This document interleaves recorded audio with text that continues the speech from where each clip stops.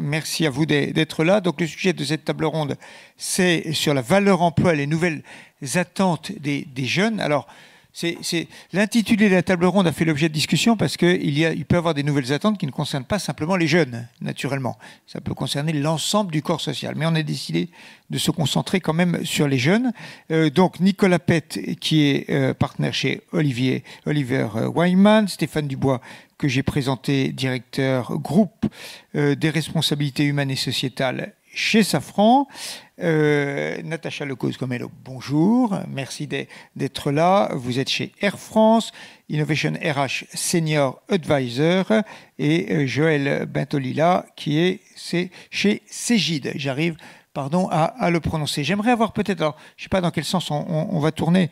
On s'est dit qu'on allait prendre l'angle, les attentes des jeunes sous 3 angles un peu différents. On va commencer par leurs attentes en ce qui concerne l'organisation du travail, c'est-à-dire la façon dont ils... alors évidemment, on pense au télétravail, mais pas simplement, beaucoup d'autres sujets. Quels sont, dans les entreprises que vous représentez ou que vous analysez, dont vous analysez les comportements, quelles sont les nouvelles attentes des jeunes et auxquelles vous y répondez, comment vous y répondez sur leur façon de travailler, tout simplement. Et puis on verra après le sens donné au travail, ce qui est un peu différent, et le management que cela suppose dans les entreprises. Peut-être sur l'organisation, quelles sont les attentes des uns des autres. Je ne sais pas qui veut prendre la parole en premier, peut-être Madame Air France. Madame Air France. Merci. Alors, sur l'organisation du travail, quand on en a parlé, on avait évoqué l'organisation du travail et l'autonomie, qui est une attente de ces jeunes.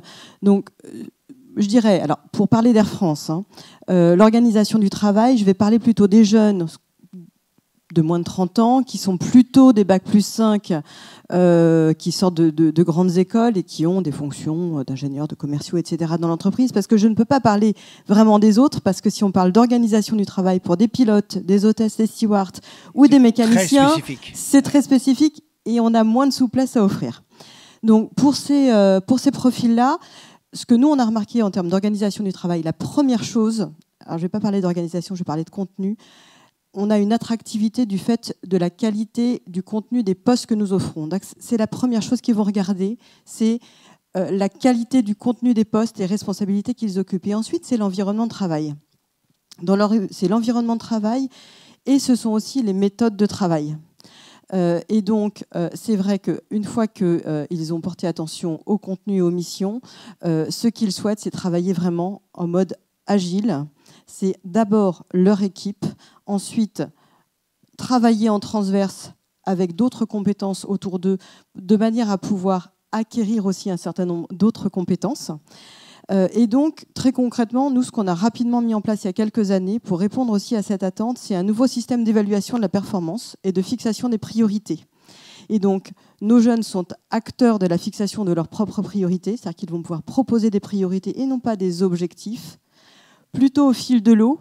Et donc, on est vraiment sur une organisation qui est moins hiérarchique parce qu'ils vont proposer à leurs managers, mais aussi à des évaluateurs tiers, des priorités. En début d'année ou en rendez-vous annuel? Tout au long de l'année. Tout au long de l'année. Tout au long de l'année, parce que ça répond à un autre besoin, mais je pense qu'on en parlera lorsqu'on parlera de la façon dont on les manage, donc un feedback qui est permanent.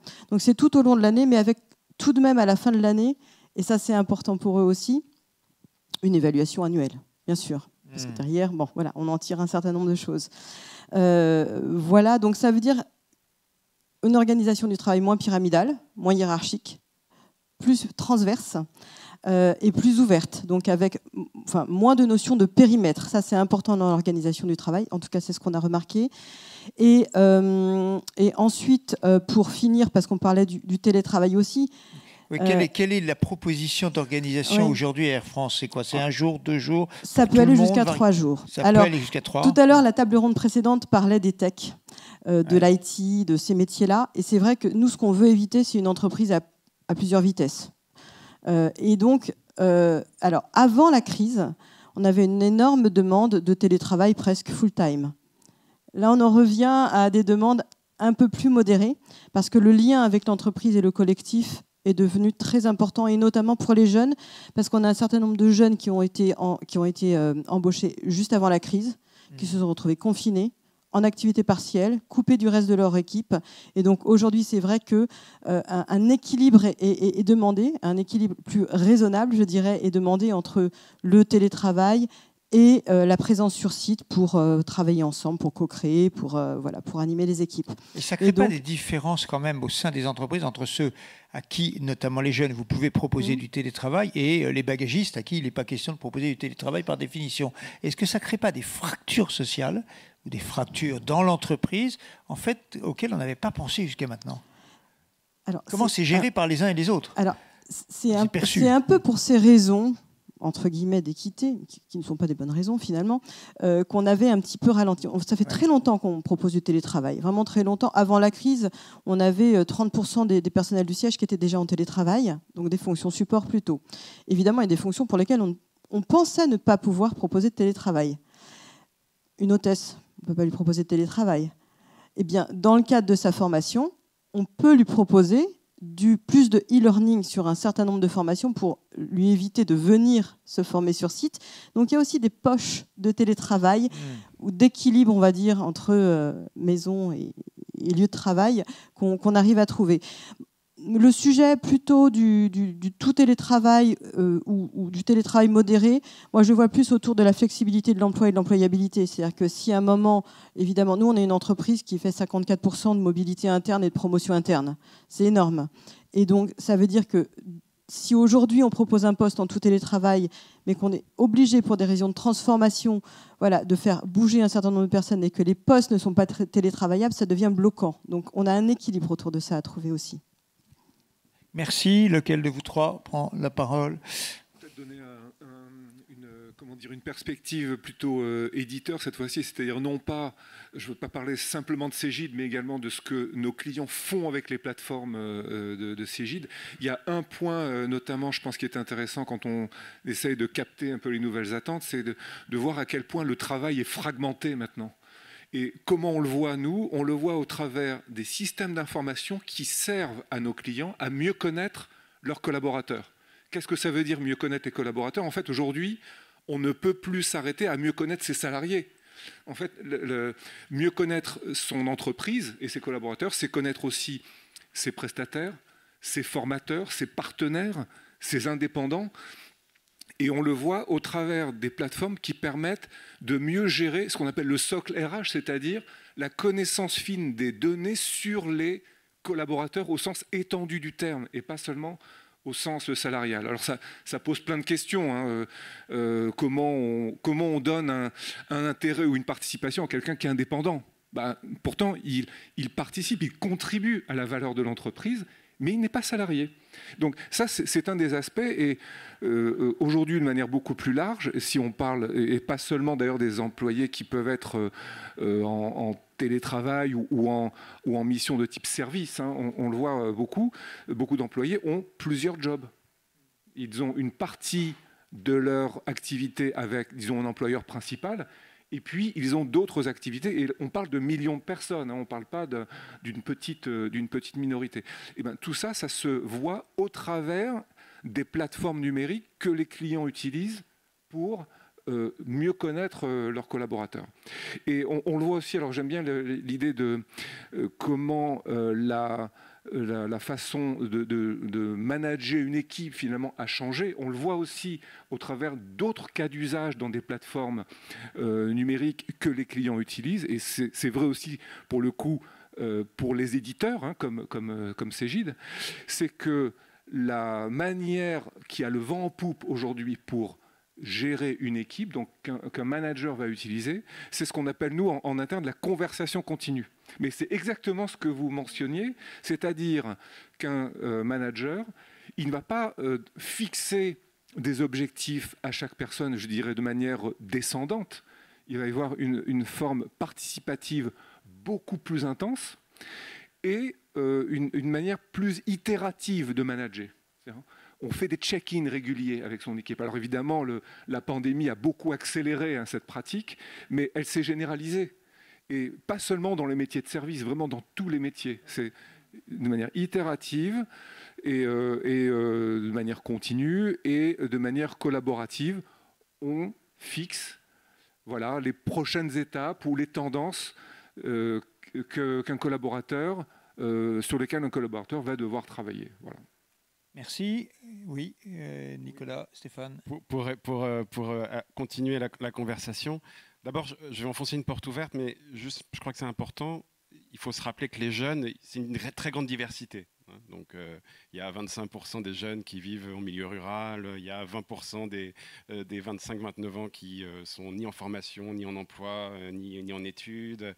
Donc, c'est une population qui est très diverse et on le voit dans nos entreprises aussi. Cela étant, quand on regarde, il y a un certain nombre de traits communs. Et ces traits communs, probablement Stéphane y reviendra, mais ils ne sont pas forcément en contradiction avec le reste de l'entreprise, ils sont probablement le révélateur d'aspirations qui sont des aspirations plus larges. Il y a une étude qui a été publiée par la Fondation Jean Jaurès en début de cette année, une étude d'opinion, auprès des jeunes, les jeunes et l'entreprise, et qui pose la question des aspirations. À quoi voulez-vous que l'entreprise réponde pour vous? Et il y a 3 choses qui ressortent.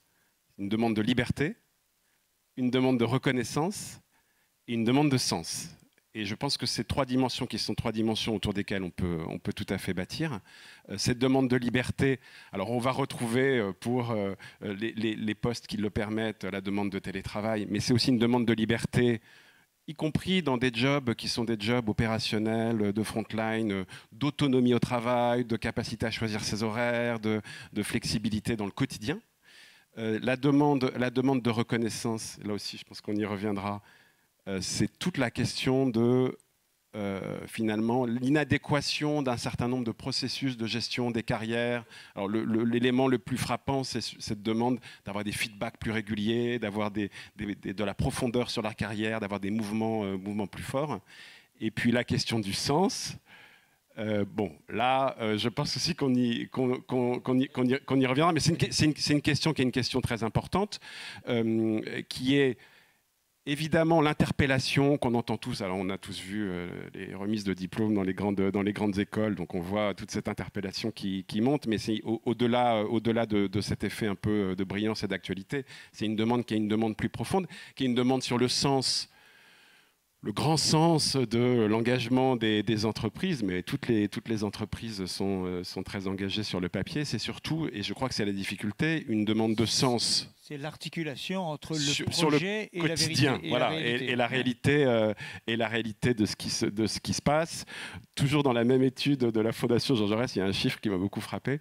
C'est quand on leur demande, il y a 6% des jeunes qui considèrent que les prises de parole publiques des entreprises sur l'engagement responsable climat sont crédibles. Donc ça laisse... 6%, disons qu'il y a une marge de progression. Il y a une marge de progrès. Voilà. Stéphane Dubois, Safran. Je pense qu'évidemment, sur ce sujet, il faut énormément d'humilité parce que parler des jeunes en tant que tel, c'est une vraie part de complexité. Si on essaie juste de poser quelques chiffres, les jeunes, alors 19-29 ans, c'est 12 millions de personnes. C'est à peu près 10% qui vivent dans le milieu rural et c'est 13% qui n'ont ni diplôme ni emploi et qui sont vraiment, on pourrait presque considérer un petit peu hors de la société. Ces chiffres-là, à la limite, je dirais, sont finalement pas si impressionnants que ça parce que tendraient à montrer une certaine homogénéité. En fait, quand on regarde, il y a une vraie fracture du digital qui existe, parce qu'on a tendance à penser que l'ensemble des jeunes digital natives, etc., sont très à l'aise. Ce qui, du point de vue du maniement d'un smartphone, ne fait absolument aucun doute, mais du point de vue de la rédaction d'un email ou de la capacité à s'exprimer, à interagir, est beaucoup plus contestable. Et notamment, ce que l'on peut vraiment voir, c'est une dégradation du système éducatif qui va se traduire dans la capacité à interagir avec un certain nombre de personnes.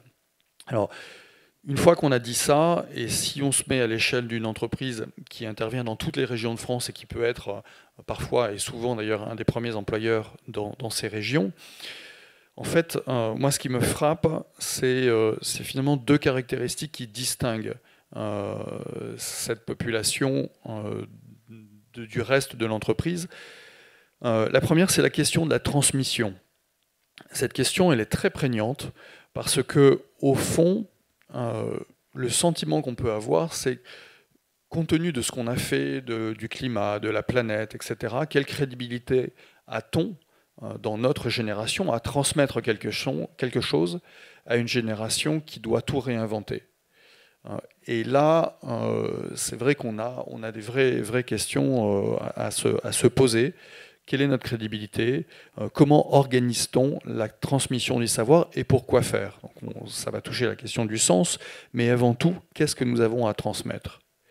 Puis il y a un deuxième élément qui est très fort, parfois même un peu en contradiction avec ce sens un peu collectif, qui est l'immédiateté dans laquelle vivent les jeunes. Vous allez l'utiliser comme ça parce que je ne suis pas tout à fait à l'aise, vous l'avez compris, avec la notion des jeunes. Mais ce qui est certain, c'est que le rapport au temps n'est pas le même. Et il y a une dimension de présence dans une immédiateté qui distingue ces plus jeunes générations des plus anciennes. Et la capacité à se projeter, à apprendre, à être en relation dans la durée est tout à fait différente. Et ça, il faut arriver à la bâtir aussi au niveau de l'entreprise. Si j'essaie de relier tous les éléments, lorsque vous trouvez dans un certain nombre de régions et que vous essayez de recruter, pas forcément sur des niveaux cadres ultra éduqués, etc., vous vous rendez compte que finalement, assez rapidement, vous ne trouvez plus des personnes qui ont des diplômes d'électromécaniciens, d'abord parce que certaines formations ont été supprimées, parce que les vocations, si je puis dire, ont aussi diminué, et que lorsque vous récupérez un certain nombre de personnes qui ont été malgré tout formées, il y a un travail de l'entreprise pour continuer la formation et apporter des choses qui n'ont plus été apportées. Donc il y a un rôle de l'entreprise dans l'accueil, l'éducation, la transmission qui est extrêmement important. Et ce rôle-là ne se limite pas simplement à, je dirais, à des niveaux bac, bac plus 2, bac plus 3, mais on voit aussi ce phénomène se développer de façon très importante sur des bac plus 4 ou plus 5 au travers des phénomènes de gradués de programme, qui sont vraiment la capacité que l'on donne au travers de l'entreprise d'accéder à des programmes éducatifs tout à fait différents. Donc je pense qu'il y a vraiment ce besoin en fait, de travailler sur, encore une fois, une transmission, mais quelle transmission et pourquoi faire, et cette question d'arriver à capter ce moment présent, être un peu moins dans une carrière, d'arriver à ancrer dans le temps présent le travail avec les plus jeunes. Mais j'ai bien entendu, je pose la question à la fois à M. Safran et Mme Air France, pardon. Est-ce que les jeunes, catégorie large, que vous voyez arriver dans vos entreprises, vous disent, au fond, moi je suis intéressé par les questions climatiques, essayez de me convaincre que dans votre secteur, l'aérien, vous faites le job et qu'on peut changer les choses et les faire évoluer de l'intérieur, ou par définition, s'ils viennent vous voir, c'est qu'ils sont un peu convaincus que c'est possible, ou pas intéressés par le sujet, ce qui est complètement possible aussi. Comment est-ce que vous arrivez à leur faire comprendre qu'il se passe des choses et que c'est de l'intérieur que les choses peuvent bouger? Ça, c'est un renvoi à ce qui a été dit par les étudiants dans les grandes écoles. Peut-être, oui. Je dirais même, ils le savent mieux que nous. On s'est posé la question parce qu'en fait, on a arrêté de recruter. On a eu un plan de départ volontaire. On a arrêté de recruter pendant plus de 2 ans. Et c'est vrai qu'au moment de rouvrir les recrutements, on s'est posé la question. Est-ce qu'on va souffrir? Est-ce que notre attractivité va souffrir des sujets de transition écologique, des sujets de pollution A priori, non. Et effectivement, ils viennent en connaissance de cause et ils viennent aussi pour participer à ce changement. Et je l'ai constaté la semaine dernière, on a accueilli 20 jeunes embauchés. La première chose que leurs buddies nous a demandé de faire pour eux, c'est un escape game sur la RSE et les développements durables. Eh bien, effectivement, ils sont extrêmement engagés et ils attendent des progrès de l'entreprise en la matière et ils sont venus là aussi pour y contribuer. Donc c'est vrai qu'on a des offres de postes qui sont très concrètes dans ces domaines-là aussi. Tout le monde ne vient pas pour travailler dans ce domaine, mais certains sont venus sur un premier poste et vont contribuer sur un premier poste, que ce soit sur la modernisation de la flotte, sur l'aménagement des cabines, sur les nouveaux carburants, sur les achats des nouveaux carburants, très concrètement sur ces sujets-là. Donc, pour l'instant, je dirais qu'on ne constate pas de baisse d'attractivité, mais qu'on sent bien qu'il faut les embarquer dès le départ sur ces sujets stratégiques. Réponse ? Ce sujet, c'est peut-être finalement le plus simple, tout simplement parce que les choses sont extrêmement claires. La décarbonation dans le secteur aérien est une priorité aujourd'hui très affirmée. Dans une entreprise comme Safran, c'est 75% de notre R&D qui est sur la décarbonation. On investit 1 milliard de R&D chaque année, et on est aujourd'hui en France le premier déposeur de brevets. Et donc là-dessus, quand on est dans l'entreprise ou quand on est un jeune ingénieur qui souhaite se développer et entrer dans une entreprise, il n'y a aucune ambiguïté sur le fait qu'une entreprise comme Safran aujourd'hui est en train de travailler entièrement, tout son effort est tourné vers la décarbonation. Donc le choix qui peut se poser, c'est soit je ne crois pas à l'aérien, et très bien, c'est parfaitement respectable, mais si on y croit et qu'on a envie de participer à cette décarbonation collective, c'est là qu'il faut aller, parce qu'il y a tellement de moyens pour le faire. Et réagissent comment alors les plus jeunes à ce qui s'est passé dans les grandes écoles, à l'école des mines, à Polytechnique, à l'agro, etc.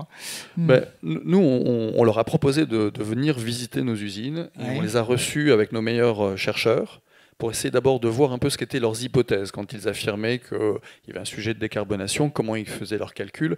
On s'est aperçu que ce n'était pas tout à fait les mêmes hypothèses. Et donc là, on a passé une journée entière quand même. C'était intéressant. Avec qui ? Alors, il y avait Supaéro, il y avait un certain nombre d'écoles. Comme je l'évoquais tout à l'heure, on a eu l'occasion aussi de recevoir la Convention citoyenne dans nos usines pour leur montrer ce qui se passait. Et donc, c'est intéressant parce qu'une fois qu'on explique et qu'on le fait de façon simple et factuelle, on voit bien que l'engagement est tel et que de toute façon, toutes les entreprises du secteur aérien jouent leur transformation, leur survie fondamentalement sur un modèle qui est différent et qui ne pourra pas être autre chose que différent. On le sait parfaitement et les choses sont en train de se faire, c'est visible. Quand vous sortez un moteur comme Rise, qui est un moteur qui évidemment va être complètement différent dans sa consommation, quand vous avez des carburants SAF qui arrivent, tous ces éléments-là, vous les voyez, ils sont là aujourd'hui. Donc les moteurs électriques existent aussi, tout ça est en train de se développer et les gens les ont sous les yeux. Donc factuellement, c'est assez simple. Après, chacun peut avoir aussi des opinions différentes et considérer qu'il ne faut plus du tout d'aéronautique, mais ça c'est un autre sujet, et c'est évidemment pas des personnes qui viendront chez nous. Nicolas, Joël, on pourrait revenir un instant sur le management. Alors, a été mentionné l'idée qu'il faut de la récompense plus rapide ou des évaluations plus rapides, du management asynchrone. Quelles sont l'évolution qui est demandée par généralisation les plus jeunes aujourd'hui sur les types de management? Qu'est-ce qui doit évoluer? Alors, si je peux en même temps me permettre de rebondir sur ce que vient de dire Stéphane, il y a une question de transparence. Alors, je vais m'expliquer, c'est un petit peu long, il faut me suivre. D'abord, je n'ai pas la prétention, loin de là, de dire que, sans jeu de mots, je suis dans le cœur du réacteur. Pas du tout, je pense que vous y êtes beaucoup plus, mais sous l'angle managérial, il y a quand même un point important. C'est que, on l'a mentionné, il y a la question de la communication. Il faut expliquer. C'est très long, il faut être très pédagogique. Il y a un enjeu là-dessus. Et un des chaînons très importants dans cette pédagogie, c'est le manager direct. C'est lui ou elle qui doit justement véhiculer ce savoir, cette explication. Et je peux dire franchement, les candidats, les collaborateurs, ils ont un flair incroyable pour détecter les écarts entre les messages et les comportements. C'est flagrant. C'est flagrant. Et donc, toute la responsabilité des entreprises, alors, qui évidemment jouent leur survie, donc on n'est pas naïf là-dessus, bien sûr que c'est important, la décarbonation, et c'est même un des enjeux principaux. Mais au-delà des actes, il y a un effort de communication et un effort de transparence. Et les candidats, ce que je disais, les candidats et les collaborateurs voient tout de suite quand il y a un écart, et ça les fait fuir. Et donc, à contrario, la cohérence va les attirer. Nicolas. On m'entend ou pas? Oui. Je reviens sur ce que je disais tout à l'heure, c'est-à-dire qu'il y a une demande de personnalisation qui est très forte, c'est-à-dire les jeunes veulent que, et ça fait écho à ce qu'on discutait sur la première table ronde, les jeunes veulent quelque chose qui leur correspond absolument, hein, sous plein d'aspects. Ils veulent de l'autonomie, ils veulent de la flexibilité, ils veulent du sens. Autrement dit, si je force un peu le trait, si vous répondez entièrement à leur demande, vous avez un problème qui est qu'une entreprise, c'est un collectif et qu'il y a des boucles d'intégration qui sont nécessaires. Et c'est pour ça que l'une des questions que posent ces demandes des jeunes, c'est la transformation assez profonde, pas simplement du modèle de management, mais même des modèles d'organisation. Alors, si je prends l'exemple de cabinet de conseil en stratégie, par exemple, qui avait des organisations assez caricaturales, pyramidales, traditionnelles, j'ai envie de dire, on voit que de plus en plus, alors là on parle de jeunes diplômés, mais de grandes écoles, mais de plus en plus, il y a un besoin d'inventer, et là aussi ça fait écho à ce qu'on discutait tout à l'heure, d'être plus dans des écosystèmes, d'avoir des jeunes qui entrent et qui sortent, qui font des allers-retours, finalement à qui on propose des carrières qui sont des carrières un peu différentes, à qui on fait des retours qui sont des retours plus fréquents. Et ça, ce que je viens de décrire, on le voit dans beaucoup d'entreprises. Autrement dit, ça demande au DRH une capacité à piloter une transformation, à avoir des modèles de management qui sont plus sophistiqués, qui sont plus complexes, une transformation presque assez culturelle de la manière dont on gère, à garder le fil de qu'est-ce que c'est qu'un collectif, comment on est ensemble. Et ça, je pense que c'est une question qui n'est pas si facile que ça. Et donc, pour moi, c'est ça qui se passe aujourd'hui. Ce faisant, je ne suis pas sûr que, et je reviens sur ce que je disais tout à l'heure, les jeunes soient en contradiction avec les aspirations des vieux. C'est-à-dire cette demande de personnalisation, cette demande d'autonomie, cette demande de sens, de profondeur aussi dans la carrière, elle est aussi pour les vieux. La difficulté dans la gestion des jeunes, c'est probablement d'arriver à les garder. Et c'est là où, dans le contexte d'emploi aujourd'hui, il y a une difficulté qui est une difficulté très forte pour des cadres.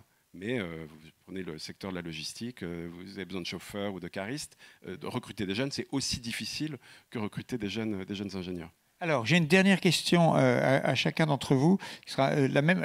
D'abord, pour identifier, est-ce qu'il y a des questions dans la salle pour cette table ronde-là? Oui, madame. Alors, ce sera après le dernier tour que je propose, mais c'est juste pour identifier. J'aimerais avoir votre sentiment, les uns et les autres. Donc, on voit bien que sur le champ politique, il y a, chez une partie des plus jeunes, une contestation assez radicale du système économique dans lequel on est, que ce soit à l'extrême gauche ou à l'extrême droite. Dans quelle façon, à quelle hauteur ça infuse sur le marché du travail et la façon dont les plus jeunes rentrent dans les entreprises? En gros, est-ce qu'il y a une radicalité qui s'exprime? Je ne parle pas simplement de la question climatique.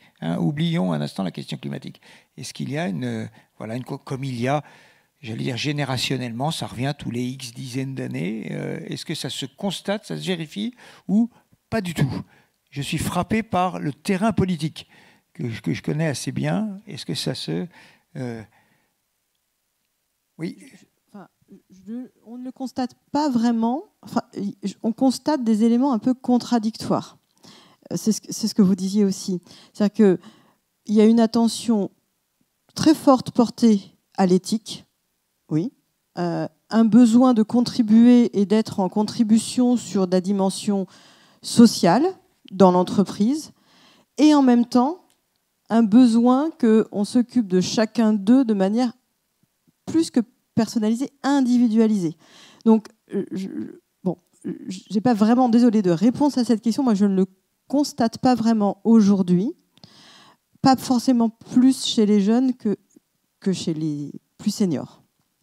Je crois que j'ai la même réponse. On ne constate pas, il n'y a pas forcément de porosité très forte entre toutes ces revendications. Alors, je vais les qualifier plutôt politiques et celles qui peuvent exister en entreprise.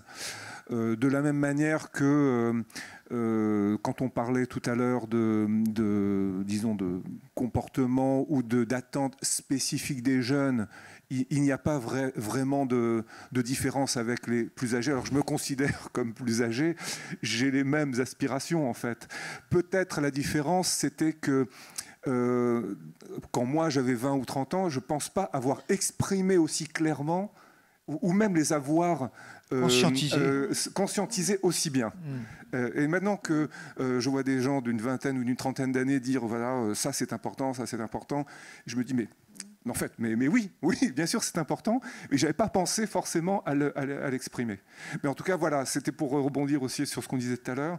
En tout cas, sur le plan des priorités ou des sujets de discussion même, hein, tout simplement, voilà, l'entreprise, elle est concentrée sur son business et ses problèmes et ses succès internes. Il n'y a pas de porosité. Et il n'y a pas vraiment de porosité directe, en tout cas pas dans les populations que moi je côtoie, le numérique, la tech, les éditeurs ou les clients, que ce soit les grandes directions RH. Alors, d'un point de vue du débat politique, non, vraiment, c'est pas le premier sujet. En revanche, il y a des comportements qu'on pourrait assimiler comme finalement assez politiques. Par exemple, le fait de ne pas forcément se reconnaître dans des syndicats ou d'avoir un comportement de défiance par rapport au discours corporate ou même simplement managérial, ça, c'est des tendances qui sont quand même existantes. Et parfois, trouver une crédibilité dans le discours est quelque chose qui en fait nous remet en cause, je dirais, ou en question sur la façon de faire. C'est pas tellement le fond, où finalement au sein d'entreprises, de collectifs jouent, il n'y a pas tellement de sujets, mais sur la façon de faire, là je pense qu'il y a vraiment des choses qui ont changé. On voit bien que des revendications de type un peu plus gilet jaune peuvent arriver, qui sont plus du tout sous le contrôle des partenaires sociaux, qui eux ne se sont pas du tout renouvelés dans leur approche des plus jeunes, ça c'est très clair. Et je dirais nous-mêmes, top management ou management de manière générale, en fait, il y a quand même une confrontation de deux cultures, une qui est très digitalisée, et donc dans une transparence ou pseudo-transparence qu'il faut arriver à maîtriser, et dont les codes ne sont plus les mêmes que ceux de l'entreprise, la culture corporate, etc., dans lequel on a l'impression de dire un truc en cascading. Ça, c'est totalement dépassé. Donc il faut trouver vraiment une autre façon de faire. Il y a un enjeu de renouvellement pour nous. Merci. Nicolas. Bon, je ne vais pas revenir sur ce qui a été dit, les jeunes sont de leur temps, donc l'époque est traversée par tout un tas de choses qui provoquent des inquiétudes beaucoup, et je pense que l'interpellation, elle masque aussi le niveau d'inquiétude, et moi je suis frappé plutôt par ceux qui ne s'expriment pas que par ceux qui s'expriment, parce que je pense que nos entreprises sont traversées par des inquiétudes très fortes, et que c'est plutôt ça le marqueur. Et si je reviens par là où j'ai commencé sur l'étude de la Fondation Jean Jaurès, quand on demande aux jeunes quelles sont les entreprises qui vous font rêver, dans l'ordre, c'est les entreprises locales, les entreprises du secteur social et solidaire, et les start-up. Et les grandes entreprises viennent très loin derrière. Et pourquoi ? Parce que ces trois premières, elles sont vues comme proposant des projets qui sont identifiables, dans lesquels on peut s'inscrire. Là où les grandes entreprises, peut-être sans doute pour des raisons politiques, mais pas seulement, sont vues comme portant des projets qui sont plus nébuleux. Je pense que c'est une partie du défi que les grands groupes ont, c'est de redonner du sens aux projets portés par l'entreprise, que ce soit à un point de vue individuel de carrière, mais que ce soit aussi dans leur activité même. Merci. Madame, votre question. Est-ce qu'il y a d'autres questions ? Oui, il y aura une question au fond. Oui, bonjour. Moi, je suis DRH d'une PME, donc ça change parfois un petit peu la façon d'approcher les choses, mais je serais intéressée sur deux sujets assez opérationnels, d'avoir votre avis, soit si vous les vivez, soit si vous ne les vivez pas, quelle est votre approche de ces deux sujets. Il y en a un qui a été évoqué lors de la précédente table ronde, qui est les demandes vis-à-vis du télétravail, et notamment d'être basé dans d'autres pays que la France, donc nous on l'envisage pour certains cas, mais il y a un cadre législatif européen qui est très en retard. Et du coup, ce n'est pas le seul sujet d'ailleurs par rapport aux attentes des jeunes, où finalement il y a une loi qui est un petit peu à rebours, on va dire, de ce qui se passe. Et ma deuxième question, c'est vis-à-vis des ruptures conventionnelles, où en fait on a en effet des jeunes qui sont, au bout de, disons, 2 ans, un peu lassés déjà de ce qu'ils font, qui ont envie d'aller ailleurs, de se laisser du temps. Il y a beaucoup ça aussi, un temps de réflexion. Et c'est compliqué en fait de dire non, parce que du coup il y a une démotivation. Et donc on peut vite se retrouver dans des situations où on dit oui parce qu'il n'y a pas vraiment possibilité de faire autrement. Voilà, merci pour ces 2 questions très précises. Qui veut répondre ? Alors, le cadre européen d'abord. Alors, enfin, sur le télétravail, on y a longuement réfléchi et, en tout cas, chez Air France, on offre la possibilité de télétravailler en France métropolitaine, donc pas aux Antilles. Donc voilà, la France métropolitaine est ouverte, mais on n'a pas ouvert davantage la possibilité de télétravail. Ça peut poser question sur certains types de profils pour lesquels ce serait possible, mais encore une fois, on en revient au collectif, à la possibilité de passer d'un poste à un autre, du coup, d'un métier à un autre dans l'entreprise. C'est un peu notre marque de fabrique en matière de politique emploi. Et c'est aussi ce qui nous a permis de nous relever de certaines crises, cette flexibilité de l'emploi. Donc voilà, on reste modéré, mesuré, avec une belle offre de télétravail en France métropolitaine. Mais pour l'instant, ça s'arrête là. Quelqu'un d'autre sur cette question-là du télétravail et le cadre européen ? Oui, bon, c'est vrai que le cadre est en retard. Il y a des problèmes d'assurance, c'est très clair.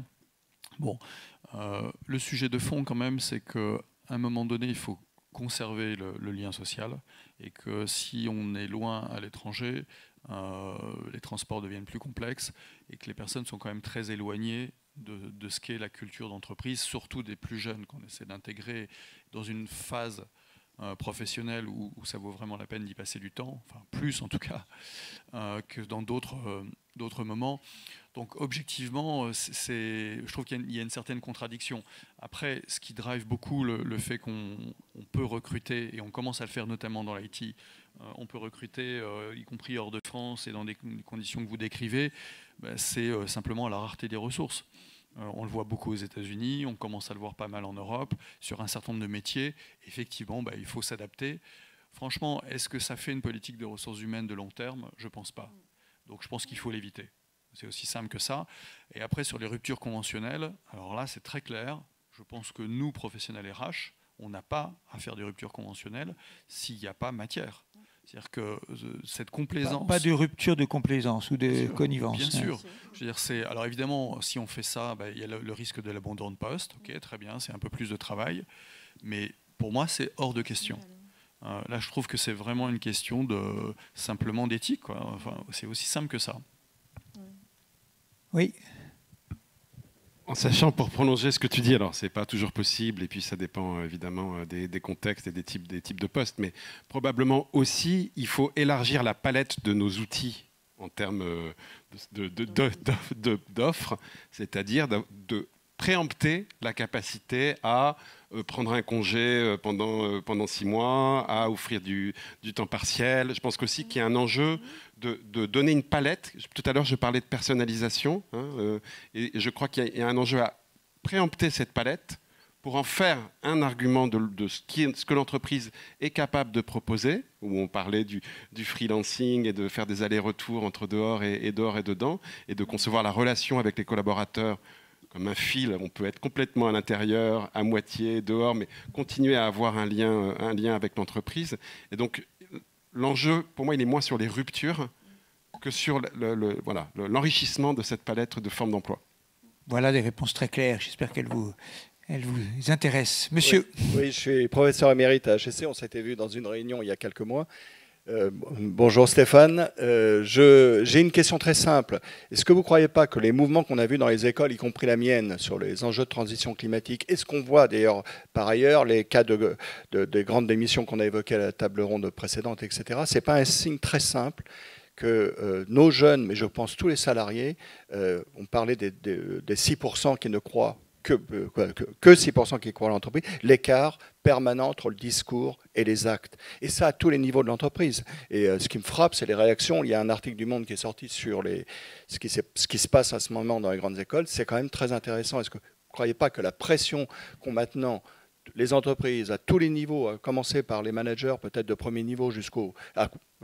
est fondamentale. C'est-à-dire que cet écart permanent qu'ils ont entre le discours et la réalité. Il est plus facile à dénoncer cet écart qu'à combler, vous savez. Il n'y a pas toujours un écart, voilà. C'est une question qui est importante, parce que derrière ça, il y a une question de système éducatif. On est dans un système où l'entreprise est extrêmement décloisonnée du système éducatif. Et ça, depuis le plus jeune âge. Et il suffit de regarder aujourd'hui, par exemple, ce qu'on fait sur l'apprentissage, se dire que la question de fond qui est de savoir est-ce que l'apprentissage doit être géré par le ministère du Travail ou le ministère de l'Éducation nationale est une question qui est extrêmement intéressante. Et tous les systèmes éducatifs aujourd'hui sont gérés de façon coupée de l'entreprise. Et tant qu'on fera ça, on aura effectivement des personnes qui vont développer une défiance vis-à-vis du discours de l'entreprise, et ce n'est pas nouveau. Je veux dire, si on regarde depuis 68, je pense que tout le monde peut regarder cette question-là avec un certain recul. Bon. Donc il y a cette méfiance, elle existe, et une fois que les personnes ont été en contact, ont vu ce qui se faisait, encore une fois, à l'épreuve des faits, on voit très bien que tout d'un coup, les personnes basculent et se rendent compte qu'il n'y a pas de hiatus profond entre ce qui se passe dans une entreprise et ce qui se passe dans la société. Et ça devrait être de moins en moins le cas. Simplement, c'est vrai que nous, entreprises, on a un travail à faire de rapprochement, d'ouverture vis-à-vis des écoles et au plus jeune âge, et que le système éducatif français, à l'instar d'un certain nombre de systèmes éducatifs dans les pays anglo-saxons en particulier, doit absolument avoir cette compréhension-là. Et ça, c'est un enjeu sociétal. Il faut véritablement que ce point-là évolue. Et il y a des réformes très très concrètes qui pourraient être faites. Encore une fois, je parle sur l'apprentissage, mais tout ce qui est finalement autour de la formation initiale devrait être revu en profondeur. Allez, 5 secondes, mais pas plus, je compte. Juste là-dessus, très vite, on voit que ces critiques, elles sont parfois faites à raison. On voit ce qui se passe dans la banque sur l'investissement responsable et tout un scandale en ce moment, Deutsche Bank, etc. Maintenant, la caractéristique du climat, c'est que c'est très macro, et la caractéristique de l'entreprise, c'est que c'est très local. Et je pense qu'une partie de la réponse à apporter, elle est aussi de revenir sur le sens, sur ce que font les gens, concrètement, localement, dans leur métier tous les jours, et qu'il y a une impasse à ne parler de l'engagement que global, et qu'il faut revenir au collectif de travail élémentaire. Merci aux 4 participants de cette table ronde, c'était absolument passionnant.